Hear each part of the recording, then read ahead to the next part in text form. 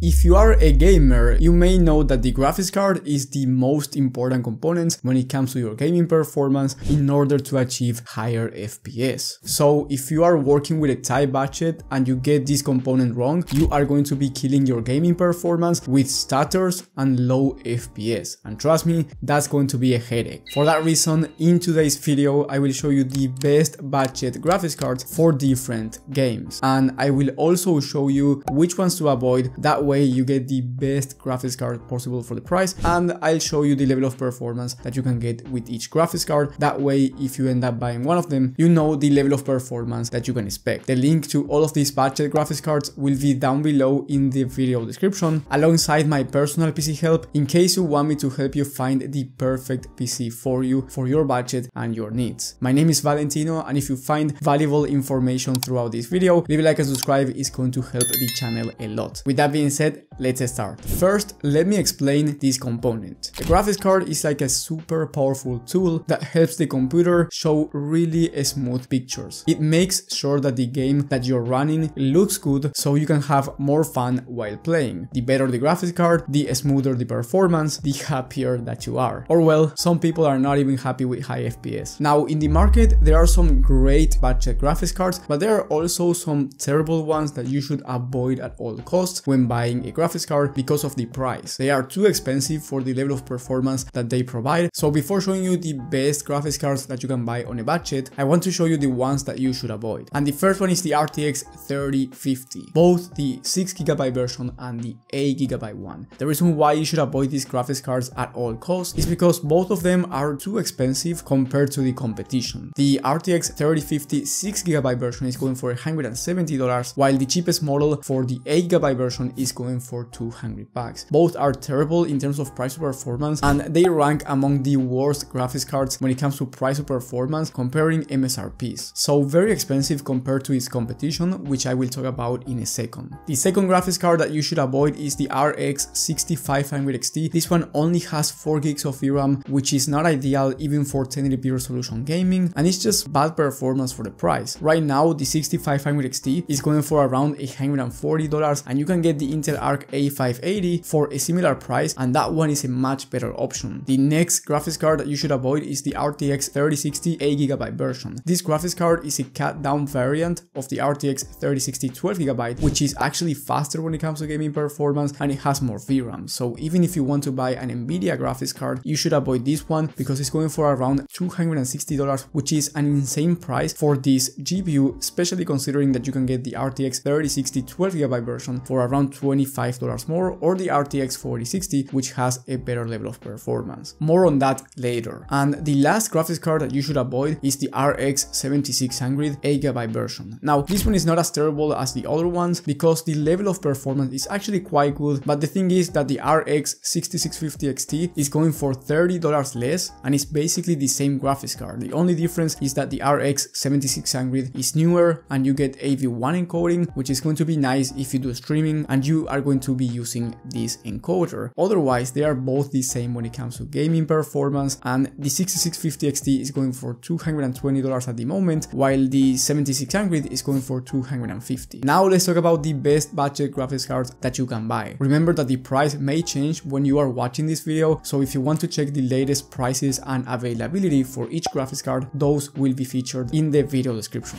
So the first graphics card is the ultra budget GPU, which is the Intel Arc A750. This graphics card is amazing for the price, right now going for $160, which is the cheapest one on this list, and it will give you around 65 plus FPS on average at 1080p resolution in high to ultra settings, and I'm talking about pretty high demanding games like Cyberpunk 2077 for example. And if you want to play esports shooters, you can expect around 144 or 165 plus FPS on average depending on your CPU, and I'm talking about games like Fortnite, Valorant, CS2, all of them in competitive settings at 1080p resolution. The next graphics card is the RX 6600, which is also a budget GPU. This one is going for around $190 and is slightly faster than the Intel Arc A750. You can expect around 70 plus FPS on average in high to ultra settings, high demanding titles at 1080p, and then you can expect the same 165 plus FPS on average in esports shooters depending on your CPU. The main difference here is that the RX 6600 has a better driver support because Intel, even though they came a long way and the drivers are not as bad as before, if you want to play games from day one and you want the best driver support, AMD is better, so I recommend you getting the 6600 instead, but the Intel Arc A550 is no joke at a cheaper price. Then if you want a mid-range graphics card, I recommend you the RX 6650 XT, right now going on a huge discount for $220, and it will give you 85 plus FPS on average when it comes to 1080p high to ultra settings in high demanding games, and you can expect 240 plus FPS in games like Fortnite or Valorant, depending on the settings and depending on the CPU that you have, which is quite important, and I will talk about that in a second. The next graphics card, if you must have Nvidia, I recommend you getting the RTX 4060. I've tested this graphics card myself with this PC right here for my affordable Fortnite PC, which if you want to see the full benchmarks, you will have my video in the top right of the screen. This graphics card is amazing for 1080p resolution. You can achieve 90 plus FPS in high to ultra settings in high demanding titles, and over 300 FPS on average in esports shooters, depending on the game, settings, and your CPU as well. But I was able to reach 360 plus FPS in Fortnite easily with this graphics card. Right now it's going on a discount for $285 after a promo code in Newegg, so this is a decent price for this graphics card. The only downside is that it comes with 8 gigs of VRAM, which is not ideal, but for most games at 1080p, 8 gigs of VRAM is going to be just fine. And then if you want the best performance, I recommend you getting the RX 6750 XT, which will allow you to play any game on high to ultra settings at 1080p, 100 plus FPS on average, and I'm talking about high demanding games, and then you can expect 360 plus FPS in esports shooters depending on your CPU. Now this graphics card has 12 gigs of VRAM and is very capable of 1440p resolution, so if you want to play at 1440p on a budget, this graphics card is very similar in terms of price compared to the 4060, and right now it's going for $300, which in my opinion is a very nice price for these GPUs, especially considering that you achieve 100 plus FPS at 1080p and over 70 plus FPS at 1440p in high to ultra settings. Now there are 3 graphics cards that I haven't mentioned, and the reason why I haven't mentioned them is because in my opinion they are in the gray zone, meaning that for some people these graphics cards can be nice and for others they are not so good. So the first one is the Intel Arc A750. This graphics card is about the same price as the RX 6600 and will give you about 10% faster gaming performance. So you might be wondering why didn't I recommend this graphics card instead if it's about the same price and it has a faster gaming performance. Well, again, Intel doesn't have the best driver support, so if you want the best driver support and you want to play games from day one, the RX 6600 is still my favorite pick. But if your favorite games work well with Intel drivers and you want to do something like content creation on the side, the Intel Arc A750 is actually a good option for you and I would highly consider it. The next graphics card that I haven't mentioned is the RTX 3060 12GB version. For gaming, I wouldn't recommend you this one because it's slower than the RTX 4060 for the same price, so there's no debate that for gaming the 4060 is better. But if your workloads do require more than 8 gigs of VRAM, well, the RTX 3060 has 12 gigs of VRAM, which can be beneficial depending on the tasks that you want to do, especially if you want an Nvidia graphics card. And the last GPU that I haven't mentioned is the RX 7600 XT, which previously I used to say do not buy this graphics card, avoid it because it used to be more expensive, but right now it's $285, so this one is slightly cheaper than the RX 6750 XT and it's slightly slower when it comes to gaming performance. So you spend less and get less performance, but you have some pros. For example, this graphics card has 16 gigs of VRAM, which can be beneficial depending on your workloads. For gaming, there's not going to be a difference. This graphics card has a newer architecture and it has AV1 encoding, which can be nice if you want to do streaming. So for gaming, the 6750 XT is still my favorite option because the price is only about $15 more and it will give you a higher level of performance. But of course, my recommendation would be different depending on what you are looking for. For that reason, I highly recommend you asking me for personal PC help. That's the top link in the description. And before I said the CPU is quite important, and it is very important because you need a CPU that will not bottleneck your graphics card. That way you get the best level of performance possible. So if you want to check out the best CPU and GPU combos that you can buy right now, you will have my video in the top right of the screen. Thank you guys for watching. Thank you for the support. Leave a like and subscribe if you found valuable information, and I will see you on the next one.